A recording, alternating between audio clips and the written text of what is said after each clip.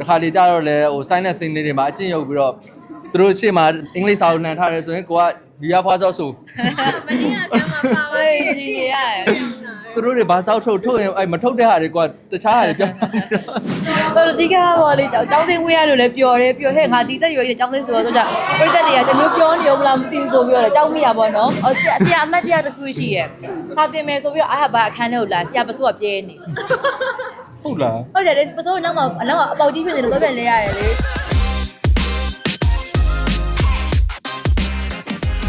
ဟုတ်ကဲ့ကျွန်တော်အရင်ကဒီနားကြကလေးတွေကိုစာသင်ပေးခဲ့ဘူးရယ်နားကြကလေးတွေကိုကျတော့ကျွန်တော် guide တွေသင်ပေးခဲ့ဘူးရယ်ကျွန်တော်တက္ကသိုလ်တက်တဲ့ကာလမှာကံကောင်းကျွန်တော်ဒီမှာအရင်ကကျွန်တော်သင်တာလဲမြန်မာနဲ့ဘာကိုပဲသင်တာဒီမှာလဲမြန်မာနဲ့ဘာကိုပဲသင်ရတယ်ဟုတ်တူကတော့ဒီပထမအောင်ဆုံးပေါ့နော်ဒီကြားလို့ရိုက်မယ်ဆိုပြီးတော့လက်ခံလိုက်သေးကဒီဖြူစိမ်းဝတ်စုံလေးဝေးရတော့မယ်ဆိုတော့တူပြုတ်ခါလဲပို့ပြီးတော့တန်ဘယ်လိုပြောမလဲတာဝန်ကြီးသွားသလိုမျိုးဖြစ်သွားတယ်တာဝန်ကြီးသွားရဲဆိုတာလဲဒီဝတ်စုံတွေကတော်တော်များများတန်ဖိုးထားကြတဲ့အရာလေးဖြစ်တာဆိုတော့ဒီဟာနဲ့ပတ်သက်ပြီးတော့ဗောလေမမောင်းအောင်ဗောကိုဘယ်လိုမျိုးကောင်းစားခြေဆိုပြုတ်ပြင်မလဲဆိုပြီးတော့ဗောလေဟိုအဓိကအဲ့ဒါကိုတွေးရတာဗောနော်မသပင်ပိုင်းဆိုလို့ရှိရင်လည်းသပင်တွေကိုတခြားလေးအနက်နေအောင်ပြန်ဆိုးဖြစ်တယ်ဝေစားဆိုလို့ရှိရင်လည်းရှူတင်မနေကြဘူးတခြားမေးပြီးတော့ဒီဘက်ခေတ်ကျောင်းသားတွေကဘယ်လိုမျိုးဖြစ်နေပြီလဲဘယ်လိုမျိုးပြန်ပြင်ဆင်ကြလဲဆိုတာဗောပြန်လေးလာတာဗောလေအဲ့ဒါလေးတွေကအစားအသေးစိတ်လေးတော့တူပြန်လုပ်ထားပါတယ်ရှင့်ဟုတ်ကဲ့ဟုတ်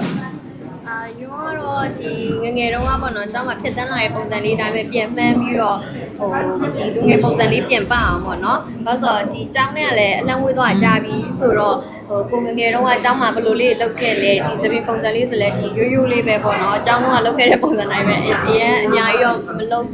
မလုပ်ထားပါဘူး။ဟိုအဓိကတော့ကလေးဆန်တဲ့ပုံစံပအောင်တော့တော်တော်ကြီးပြန်ယူပါတယ်။တို့အောင်ပြန်လုပ်ထားရပါတယ်ဘယ်လိုထိန်းချောင်းလဲရလဲဆိုတော့သူတို့နဲ့က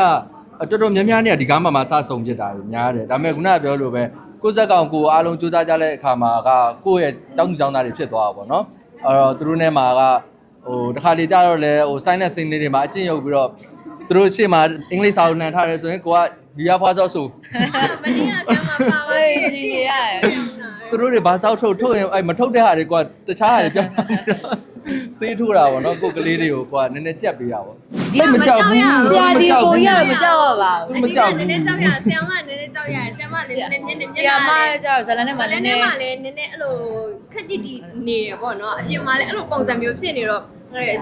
့ညနာအနေထားကိုကြည့်ပြီးတကယ်ကအဲ့လို10တန်းကလေးလေးအဲ့လိုပုံစံဖြစ်သွားလို့ခံစားဆရာကသဘောကောင်းတယ်သဘောကောင်းတယ်ဆရာအမှတ်တိုးပေးဆိုသွားတောင်းတယ်ဆရာကလည်းပေါ့ပါလေးနဲ့ကလေးတွေကိုဟိုပြင်ကတကယ်ဆရာကြီးတိုင်းပဲပေါ့နော်ပြင်မှာဆိုလို့ရှိရင်လည်းဆရာကြီးဆိုလို့ရှိရင်ချစ်ကြတာအများရယ်လေဒီကားထဲမှာဆိုလို့ရှိရင်လည်းအကိုကအဲ့လိုပုံစံမျိုးလေးအနေနဲ့ပဲတရုပ်ဆောင်ထားတာပေါ့ဟုတ်အဲ့လိုအနိုင်တင်မကြည့်ကြပါဘူးပါပါဆရာပဲအဲ့လိုခုနပြောသလိုမျိုးအင်္ဂလိပ်စာစာအုပ်တွေလှန်ထားတဲ့အချိန်မှာမိဖုရားဖွားစောဆိုကြမယ်အကိုတယောက်တစ်ပေါက်တွေဟာရိုက်နေတဲ့အချိန်ကြောက်လေဟာပြဿနာတွေတက်ပြီးဘာမှလည်းမရှိဘူးမိဖုရားဖွားစောစောက်လည်းမဟုတ်ဘူးဆိုမိဖုရားဖွားစောကြောက်စာရောကိုကတခါလေသူတို့စေးထုတ်ပြီးကိုကပြန်ရည်ကျင်တာသူတို့ဖြစ်သွားနေတော့ကြည့်ဆရာအမတ်တရားတစ်ခုရှိရဲ့စာတင်မယ်ဆိုပြီးတော့အားဘာအခန်းထဲကိုလာဆရာပစိုးကပြဲန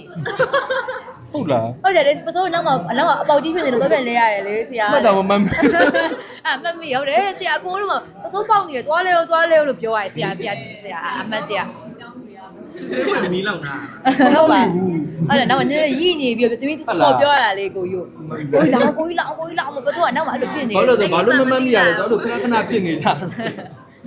ဟိုဒီကဘောလေးကျောင်းစင်းဝေးရလို့လည်းပျော်တယ်ပျော်ဟဲ့ငါဒီသက်ရွယ်ကြီးကျောင်းစင်းဆိုတော့ကြာပြိတ္တတွေကတမျိုးပြောနေအောင်မလားမသိဘူးဆိုပြီးတော့ကျောင်းမိရပါတော့ဟိုတိုင်းမဲ့ရုပ်ခန့်လေးနဲ့အကုန်လုံးကထိန်းထားကြရောလေကျောင်းသူလေးတွေတူနေကြပါရဲ့လို့โอเคဒီပြိုးရင်မှာကျွန်တော်တို့ကလူစုံတက်စုံနေပေါ့နော်တကယ်အင်းနဲ့အားတဲ့အများကြီးကျွန်တော်တို့ရှိသမျှလူပညာတွေနဲ့အကောင်းဆုံးဖန်တီးထားတယ်ကျွန်တော်တို့ရဲ့စူးစမ်းမှုတွေဖန်တီးမှုတွေနဲ့ထိုက်တန်တဲ့အားပေးပါလို့ပြောချင်ပါတယ်ပြီးတော့ဒီကားကဟိုတကယ်ရသဆုံးပေါ့နော်တကယ်လွမ်းမောစရာလေးလည်းပါတယ်ပညာယူမယ်ဆိုပညာယူ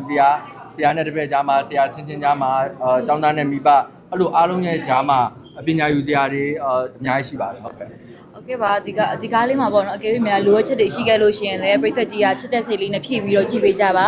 နားလည်ပေးကြပါခုလိုပေးကြပါလို့ပြောချင်ပါတယ်ရှင်ဟုတ်